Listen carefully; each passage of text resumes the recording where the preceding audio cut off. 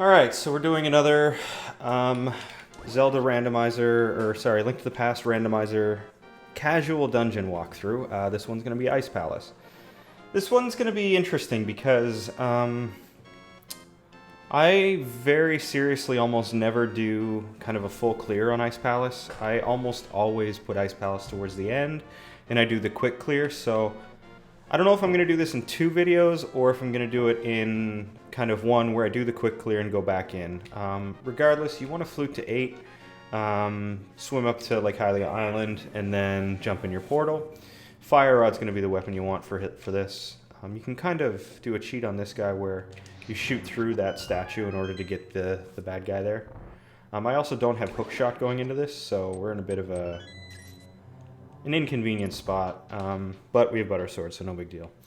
Also, just to get this out of the way, I struggle quite badly with Ice Palace as far as, you know, just routing and footing and all that. Part of that is my controller has a bit of input lag, and part of that is just I don't practice any of this stuff, so.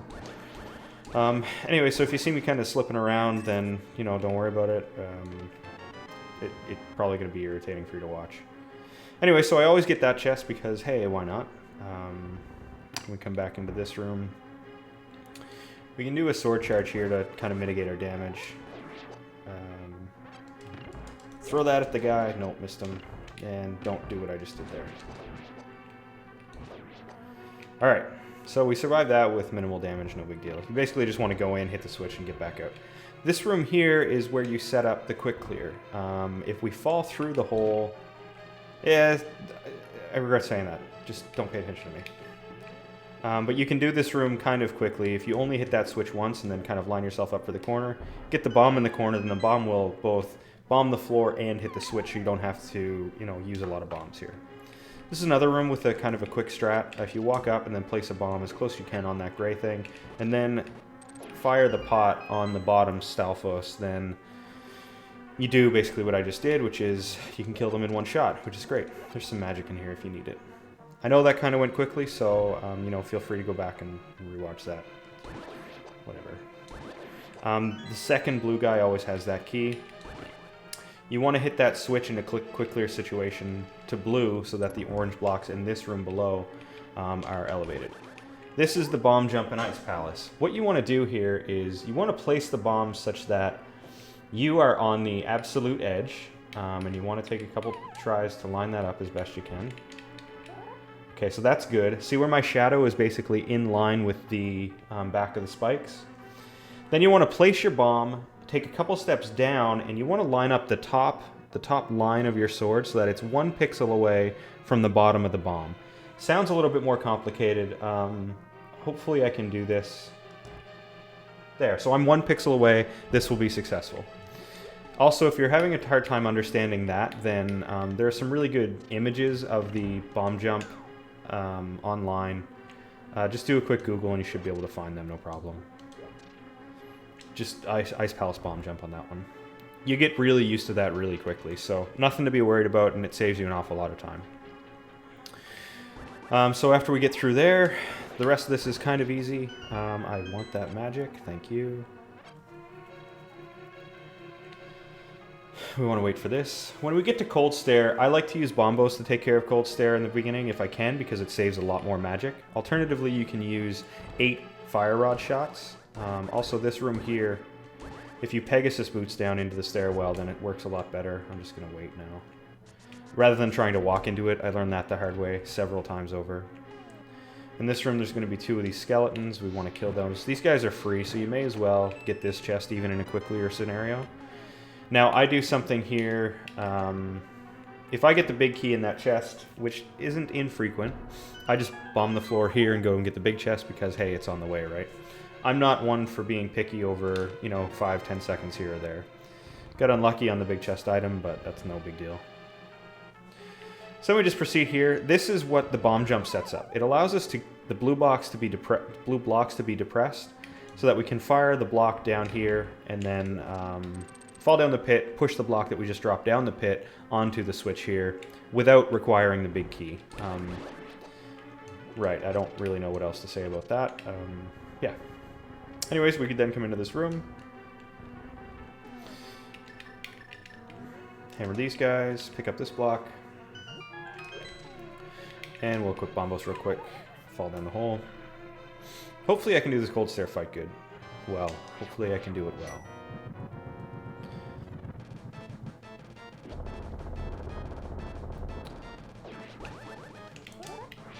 Missed him. So, if they get away from me, then I just equip Ice Rod. This is part of the reason why I really like doing the bombos, is because if you don't have half magic, it takes all of your magic to take his ice barrier down with Fire Rod. If you use Bombo, it only takes a little bit, and then it allows you the extra magic to just be able to use Ice Rod on them going forward. So I think it's 4 hits with Ice Rod each guy. Not too difficult. Again, there are some really good strategy videos on that online as well. So I think we got one item from Ice Palace, so we're going to go back in. We're going to go back in and just do another clear of this dungeon. I don't have good routing on this stuff as far as the go back. It's something that I probably should work on, but again, I leave Ice Palace till as late as I can, so typically I have everything I need by this point. And it's no different here today, actually. So, anyway, same pattern for the first few rooms. We already got the chest here, so we don't have to fight anything.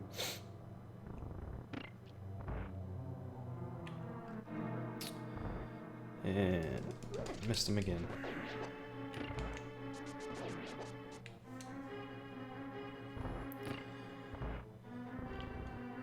Okay. Let's go, let's go.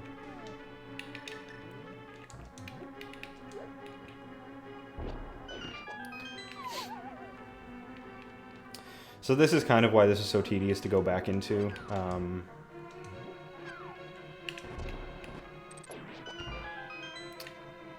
It's just, there's so many rooms kind of before there's anything valuable in here. We'll leave the orange switch activated this time around, because obviously we don't need to do the bomb jump. There is a quicker way to get through there. Anyways, no big deal.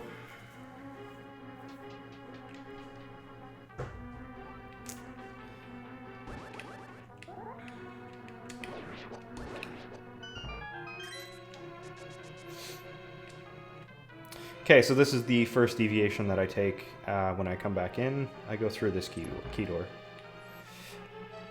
Kill that guy. Typically I want to hookshot across there, but again, I don't have hookshot, so I'm just going to kind of burn across. I could just damage boost, not a huge deal. I'm going to grab those. We'll go upstairs. We come back into this room, that's why we don't backtrack for that chest.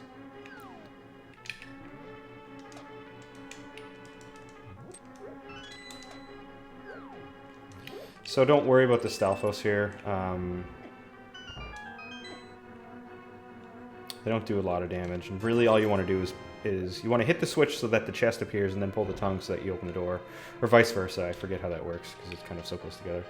You want to come up the stairs, grab this chest, and then go back down the stairs. I mean, I'm just going based off of habit at this point. Already gotten that.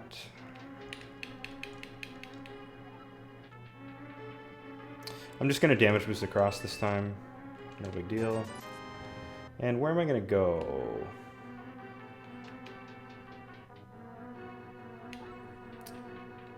Frankly, I'm a bit lost. So 2 things have happened here. I haven't kept track of my items, so I just don't know what I have. And I know what the room looks like that I have to be in, but I don't know where it's at.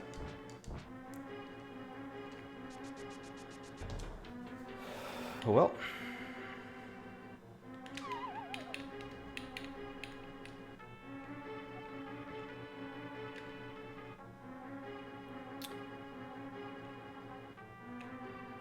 I think this is the right way. Key in the left side column there. Switch over here. This room is a lot easier to get around with hookshot. Oh my goodness me.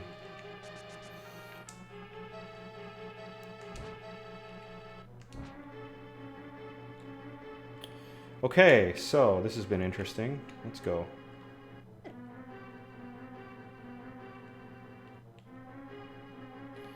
Alright. Yeah, so this is the last chest here. As soon as I get this, I can mirror out. And honestly, I'm going to cut the video there because I hope I got all the items. I might do an amendment here if I didn't, but that should be it. I hope it helped anybody who's watching it. Yeah, thank you so much.